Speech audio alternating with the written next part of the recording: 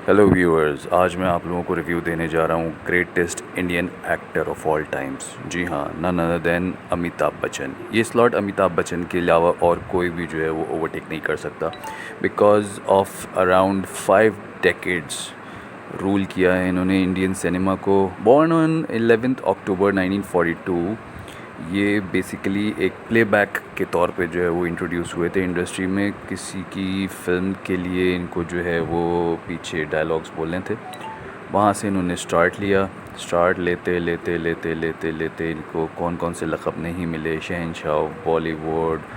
और फ्रैंको एस्ट्राफॉल ने तो एक दफ़ा कहा था कि ये वन मैन इंडस्ट्री है अमिताभ बच्चन जो है। So born in Allahabad to a Hindi poet Harivansh Rai Bachchan. और फिर इनकी जो है वो एजुकेशन हुई यूनिवर्सिटी ऑफ दिल्ली से, आखिरी इन्होंने डिग्री ली। और उसके बाद फिर जो है वो 1970s में इन्होंने कुछ काम किया जो कि कोई ख़ास नहीं चल सका, लेकिन आहिस्ता आहिस्ता आनंद, जंजीर, रोटी कपड़ा और मकान के बाद इनकी जो है वो मूवीज़ हिट होना शुरू हुई। और एंग्री एंड मैंग नाम से जो है इनको फिल्म इंडस्ट्री में जाने लगा।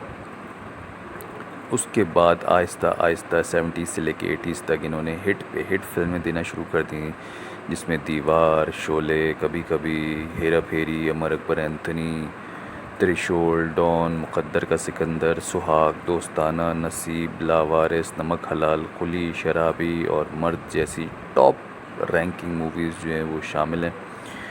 और उसमें इनका काम जो है वो बहुत सराहा गया, बहुत पसंद किया गया।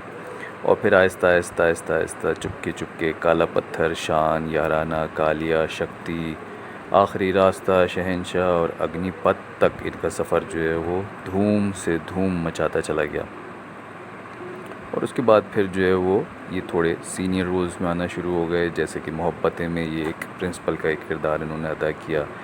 और उसके बाद फिर कभी खुशी कभी गम, आँखें, बाग़बान, खाकी, ब्लैक, बंटी और बबली, सरकार, कभी अलविदा न कहना, बाप, पीकू, पिंक, बदला, ब्रह्मास्त्र, इस किस्म की मूवीज़ में जो है ये अब इन्होंने 2000 से जो है वो काम किया है।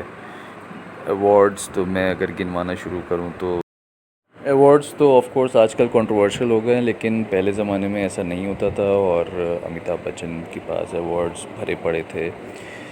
अमिताभ बच्चन की फ़ैन फॉलोइंग के बारे में मुझे एक किस्सा अभी याद आ रहा है जो मैं आप लोगों को सुनाऊं।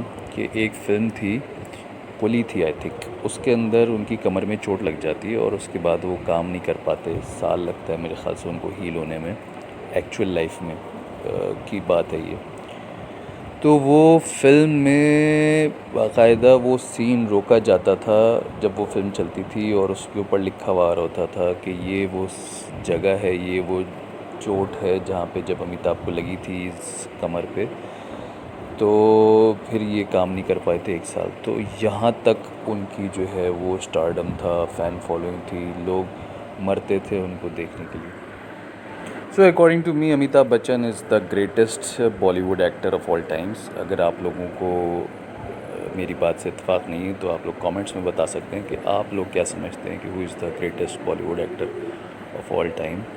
Please feel free to like, share and comment so that मुझे पता चल सके कि आप लोगों की क्या राय है इस बारे में। Till the next video, see you guys, take care of yourself, bye bye.